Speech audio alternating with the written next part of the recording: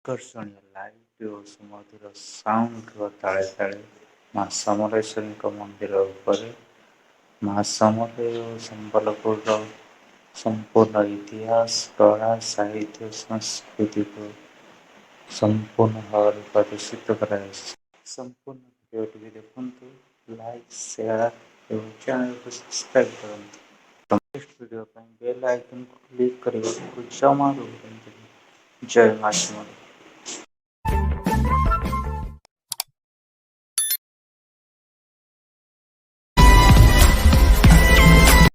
କିମ୍ବଦନ୍ତୀ ଅନୁସାରେ ପ୍ରଭୁ ବୁଦ୍ଧ ନିଜେ ଇନ୍ଦ୍ରଭୂତିଙ୍କ ସ୍ୱପ୍ନରେ ଆସି ତାଙ୍କୁ ତନ୍ତ୍ରବିଦ୍ୟା ଶିଖାଇଥିଲେ। ସେଇଥିପାଇଁ ତାଙ୍କୁ ତିବ୍ବତୀୟ ବୌଦ୍ଧ ପରମ୍ପରାର ଅନ୍ୟତମ ମୁଖ୍ୟ ମହାସିଦ୍ଧ ରୂପେ ଗଣାଯାଏ। କିମ୍ବଦନ୍ତୀରେ ବିଶ୍ୱାସ କରନ୍ତୁ ଅବା ନ କରନ୍ତୁ, କିନ୍ତୁ ସ୍ୱପ୍ନରେ ମଧ୍ୟ ଆପଣ ଭାବିପାରିବେ ନାହିଁ ଯେ ଏହି ସମ୍ବଳ ହିଁ ଆଜିର ସମ୍ବଲପୁର।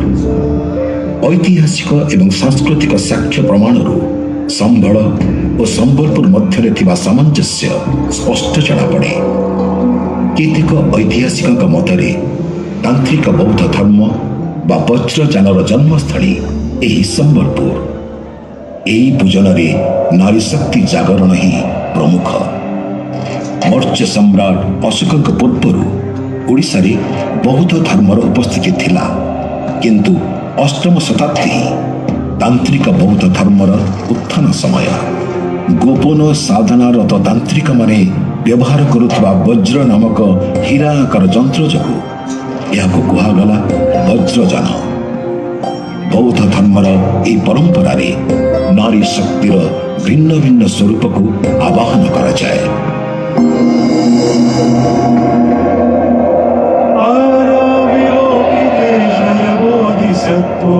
गम्भीरायं प्रज्ञापारमितायं चरया चरमाणो व्यवलोकयति स्म।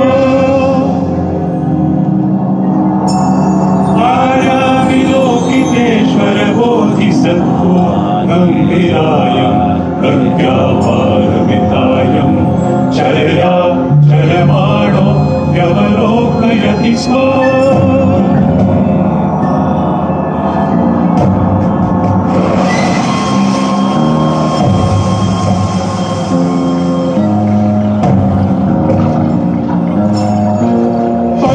स्कन्धाताश स्वभाव शून्यान् पश्यति स्म।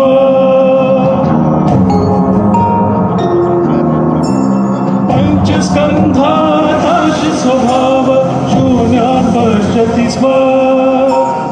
आर्याविलोकितेश्वर बोधिसत्त्वो गम्भीरायं प्रज्ञापारमितायं चरया चरमाणो व्यवलोकयति स्म।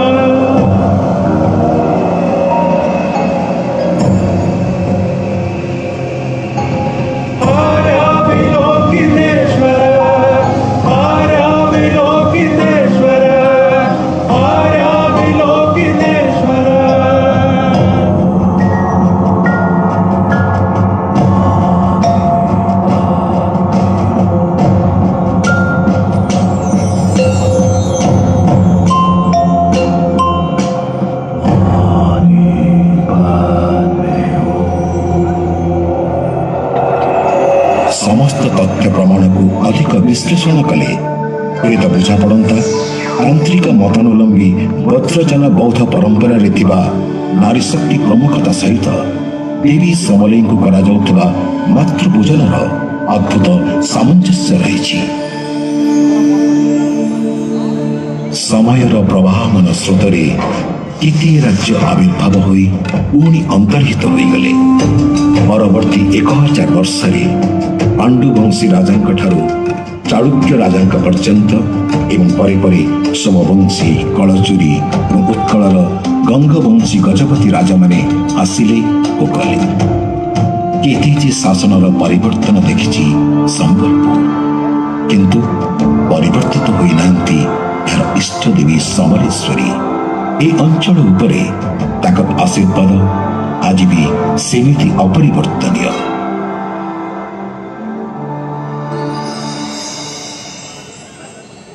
आसो आसो आसो सुरु आसो आसिनी सोमले कुखानी तेलका बनै हेलाई हुन सफा दो लोखानी। इतिहास कहे 1400 शताब्दीर मध्य भागरे चौहान शासक रमाईदेव ए अंचल साम्राज्य स्थापन कले।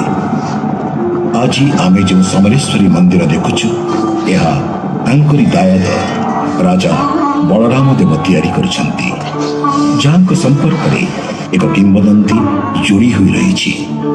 किंवदंती अनुसार राजा बलराम देव निजर तत्कालीन राजधानी हुमादेश एक शिकारी कुकुर सहित शिकार करने को बाहरी सेठारे एक ठेकुआ शिकारी कुकुर को घोड़े देवार दृश्य से देखिले। राजा आश्चर्य हो गले। थकी पड़ा राजा से स्थान राति कटाइबार निष्पत्ति नेले। कहुए स्वप्न आविर्भूता हेले मां समले और कहले से महानदी भितर एक छोट मुंडिया पहाड़ गुम दरहारे अवस्थान करुछंती। नाम अनुजाई यह स्थानटी महानदीर गभीर गंड मध्य प्राय समय बुड़ी रोला। जहाँ भी हो महानदी कूल एक सिमिली तुला गछ तले मंदिर गढ़िबार आदेश देले देवी मां। सुंदर दौड़ते मोर लगी बनाबो रजा, तोर लगी मुई फेरघाई हेन प्रकट हेमी। सकाले निदर उठिला मात्रे राजा फेरिले निज राजधानी को और सेठी मंदिर तैयारी करिबा संकल्प विषय रे राजमाता को जणाइले। सुनो सुनो सुनो मां सबले राजा बलराम देवते सबले कोई कहिदन्ते सम्बलपुर थाने महानदी खुल्ली फाले थिबा जेबेर गछ तले दौल पुराबु मां सेनो समलेश्वरी नामनी पूजा पाइबे हो। सुनो सुनो सुनो सुनो सुनो सुनो। राजा बलराम देवों परिकल्पन देवी एटी पूजा पाइले। आदि मात्र शक्ति चारिटी रूपरे जगत जननी आदिशक्ति महालक्ष्मी और सरस्वती भावरे। केतेक मतरे प्राचीन भारतीय निर्माण शास्त्र वास्तुशास्त्र प्रोटोनागर शैली रे यही मंदिर तैयारी होइछि। जदिओ ए विशाल मंदिर सहित खजुराहो मंदिर निर्माण शैलीर अद्भुत सामंजस्य अछि, तथापि एथिरे किछि भिन्नता परिलक्षित हुए। मंदिर शिखर लंबा और पतला खंब सही शैली रे बाहरी आसी सत, किंतु खजुराहोर सूक्ष्म कारुकार्यर अभाव एटी परिलक्षित हुए।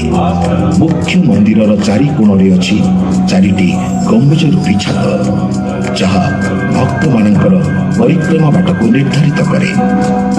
परिक्रमा उपरि एपरि छात अन्य कौनसी मंदिर रे देखा जाए नहीं, तेणु यह मिश्रित स्थापत्य कलार एक प्रकृष्ट उदाहरण।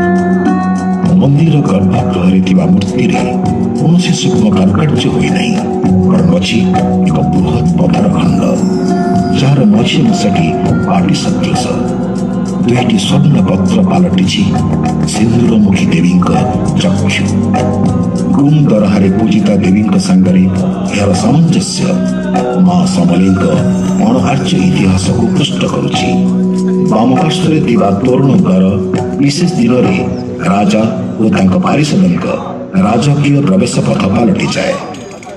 अभिषेक समय जदिओ राजा बलराम देव ठाकुराणी को समलेश्वरी नाम नामित करथिले, किंतु सिमिली गछ मूल स्थानीय बासिंदा ताकू मां समले डाकिबा आरंभ कले।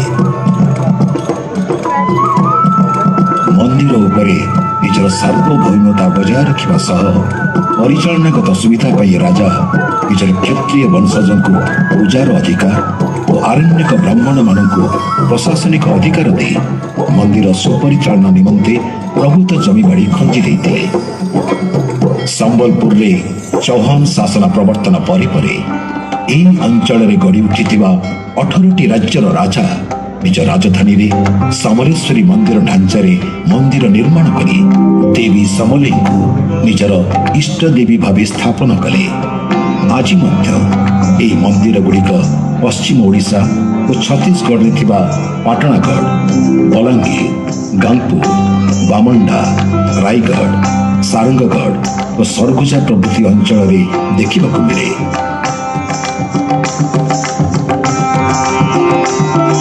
सेही समय आज पर्यंत संबलपुर सांस्कृतिक आधार रूपे मां समलेश्वरी रही आछंती। प्रत्येक वर्ष पुओ और भाई जिउंतिया समय रे मंदिर आखपाख रंगी हो जाए उत्सवर भव्य रंगरे। आंब पत्र और बैर सुसज्जित माटी माठिया धरी पहुंचे महिला शोभा यात्रा। बांध बा इकत काम होइतिबा हाथ तैयारी संबलपुरी उज्जवल रंगीन साड़ी पिंधि से माने दिशुथांती अपूर्व। जटिल कारुकार्य सांगको प्रत्येक वस्तुर अविकल अंकन संबलपुरी साड़ी को देछि स्वतंत्र मान्यता। चादर और साड़ी उपरे छंदायित जादुकरी छुआर ताल आस्ते आस्ते मिशि जाए उद्दाम संबलपुरी वाद्य ढोल, निशान और तासार ध्वनि संगरे। 1500 शताब्दी बेलू ओडिया कवि सारला दास निजर आराध्य देवी को अन्य देवी मानक मध्य देखा आरंभ कर देइथिले। ओडिशार घरे घरे प्रसिद्ध सारला महाभारतर द्रोण पर्वरे मां समलेई वंदना करी से लिखिछंती, संबलपुरी समलाई दूप गाओ सेथिरे रहीन मत नाना पूजा पाऊ। एही रूपे पूजा पाऊ रही केते स्थाने कि शक्ति मोहर मत लघुन वर्णने। 12 मासरे 13 पर्व मां समलेई किंतु अनेक बेश। ये बेले नवदेवी तो युवसरे बिजुली कन्या अंबिका। ये पूर्णमी राति से राजकीय राज राजेश्वरी रूपरे तो अमावास्या राति से पूजा पाती महाकाली रूपरे।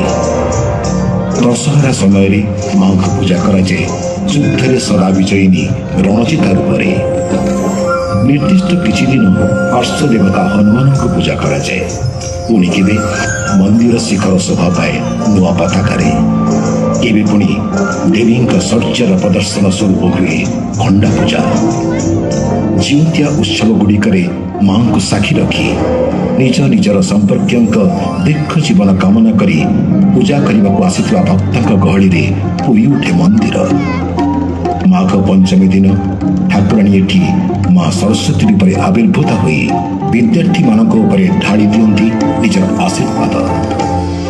सबुठारु अनन्य किंतु धवलमुखी पूजा जहाँ आश्विन मासरे पितृपक्ष पालन शेष होउथुबा महालय अवसर में अनुष्ठित हुए। वर्षर अन्य दिन व विशेष अवसर में देवी शोभा पाती रक्त सिंदूर रंगरे। यही पर्व देवी संपूर्ण धड़ा रंगरे रंगायित होती। धड़ा रंग गंगा नदी को प्रतिनिधित्व करे एवं विश्वास करा जाए जे देवी को यही अवतार ग्रहण दिन में दर्शन कले एठारू 1000 किलोमीटर ऊर्ध्व उत्तर दिगरे थिबा गंगा नदी दर्शनर पुण्य लाभ हुए। स्वामी आए हम हिंदू हेतु दुर्भाग्य पूरा सरकार मोदी समर्थ। किंतु भाग्यर लेखन के करिब आन। 19 शताब्दी बेलू चौहान वंश दुर्बल हो सारिथिला एवं संबलपुर राज्य समग्र भारत को शासन करने को चाहूथुवा प्रतापी मराठा मानक हाथ को आसिला। यही समय किंतु सारा भारत में ब्रिटिश विपुल ध्वनि प्रतिध्वनित होगा आरंभ हो जाइथिला। समस्त भारत उपमहादेश को कबलित करने ब्रिटिशर माने आप्राण चेष्टा चलाई। संबलपुर मध्य ब्रिटिश अधीन को आसिला। संबलपुर दुर्गरे हरफर होउथिला ब्रिटिश पताका। चौहान वंशर शेष वरिष्ठ सदस्य को सिंहासन में बसागला किंतु से पलटि गले ब्रिटिश हाथर काठ कंडे। राज्यर परंपरा और नियम को अवज्ञा कर न्यायोचित परवर्ती दुई दाबीदार को उपेक्षा करी ब्रिटिश कमिशनर विधवा राणी मोहन कुमारी को राजगादी अभिषिक्त करे। सुरेंद्र साय जड़े महान योद्धा चतुर रणनीतिज्ञ और लोकप्रिय व्यक्तित्व थिले। तांको राजगादी न मिलिबारु स्थानीय जमीदार माने विद्रोह करने आरंभ कले, जहां साहाय्य बिना संबलपुर राज्य सुरुखुरुरे चलाइबा असंभव थिला। अनभिज्ञ राणींकर खलबुद्धि मंत्री मानक उपरे संपूर्ण निर्भर करिवार असहायता ए असंतोष को तेजाइथला। ब्रिटिश मानक क्रीड़ानक होई अहेतुक कर वृद्धि द्वारा सेमाने प्रजा को शोषण करिवार कौनसी मार्ग छाड़िले नाही। विप्लव दमन करिबा पई हजारीबागरु अधिक सैन्य बल संबलपुर को मगाहेला। समस्त चेष्टा शक्ति ब्रिटिश बाहिनी विद्रोह को दमन करिपारे नाही। तेणु बाध्य होई राणी मोहन कुमारी को गादी हटाई तांको स्थान रे राजगादी रे बसाइले नारायण सिंह को। मेजर कीटों भाषा रे जी थिले जने अपारक वृद्ध और मूढ़मती व्यक्ति।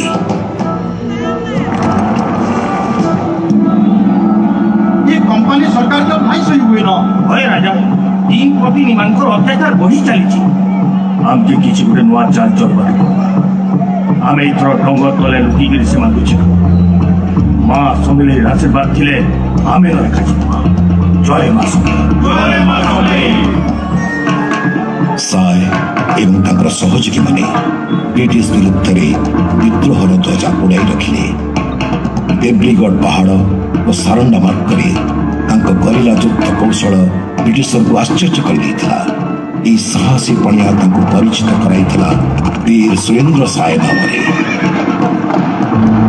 इत पुणी भाग्य दाउसला एक मुहांमुही संघर्ष रे सुरेंद्र साय निजर किछि अनुगामीक सह बंदी हेले। इतिमध्यरे राजा नारायण सिंह अपुत्रिक भाव मृत्युवरण करिबारु डॉक्ट्रिन ऑफ लाफ साइन दुरुपयोग करी ब्रिटिश संबलपुर को निज दखल को नहीं गले। यह अंचल असंतोष को आहरी खेचिदेला।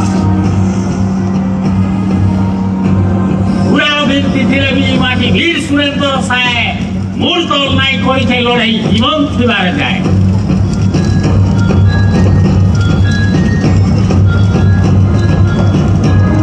जनता मनोभाव बुझीपारी ब्रिटिश सुरेंद्र साय सांगरे एक बुझामणा करने को स्थिर कला। संबलपुरवासी मंगल से साय साथी संधि करुछंती बोली बहाना बाढ़िले।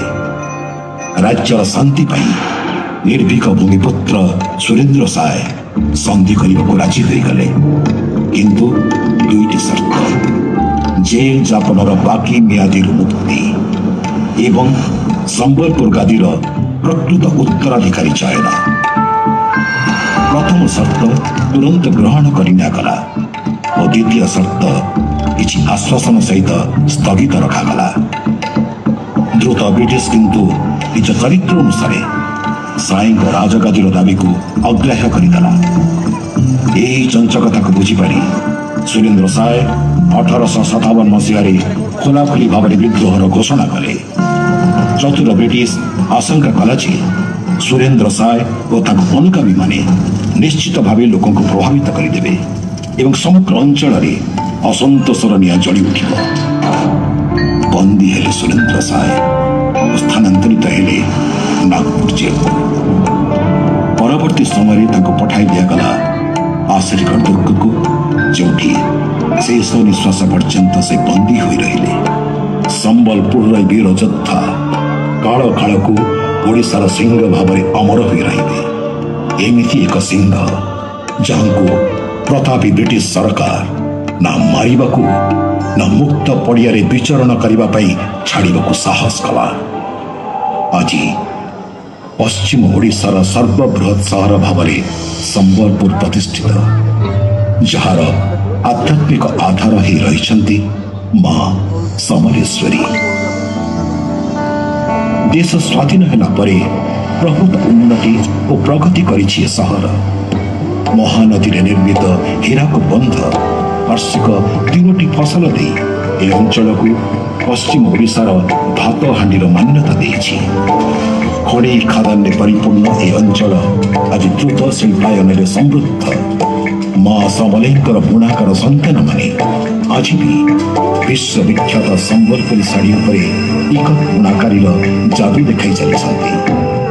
ଏକଦା ସମଲକାକୁ ବିଶ୍ୱ ମାନଚିତ୍ରରେ ସ୍ଥାନିତ କରିଥିବା ଏହାର ହୀରାଖଣ୍ଡ ସବୁ ପୁଣି ଥରେ ନାଚି ଉଠୁଛନ୍ତି ମା ସମଲେଇଙ୍କ ଜୟଧ୍ୱନିରେ ଗାନ କରାଯାଉଥିବା ସମ୍ବଲପୁରୀ ଗୀତର ତାଳେ ତାଳେ।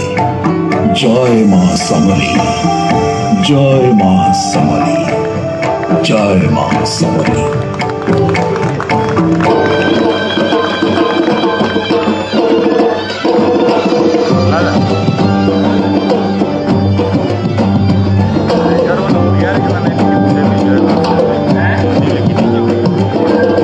झूली झूली मा झूली आगो मा झूली झूली ठंडा घर पर धरी हंसते।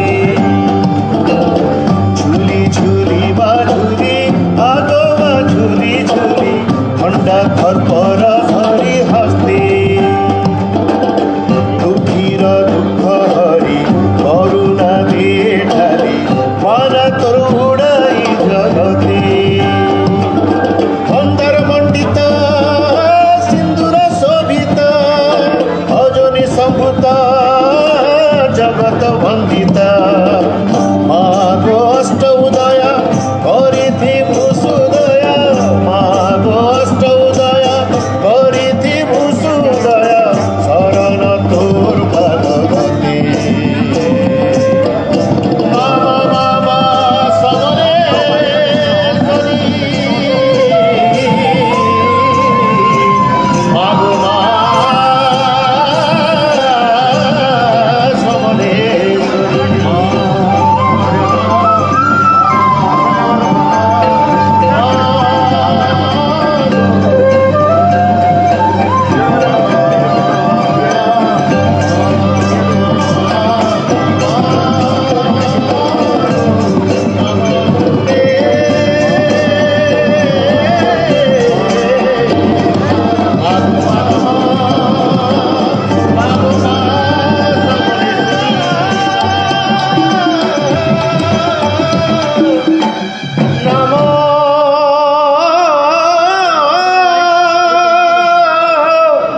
नमो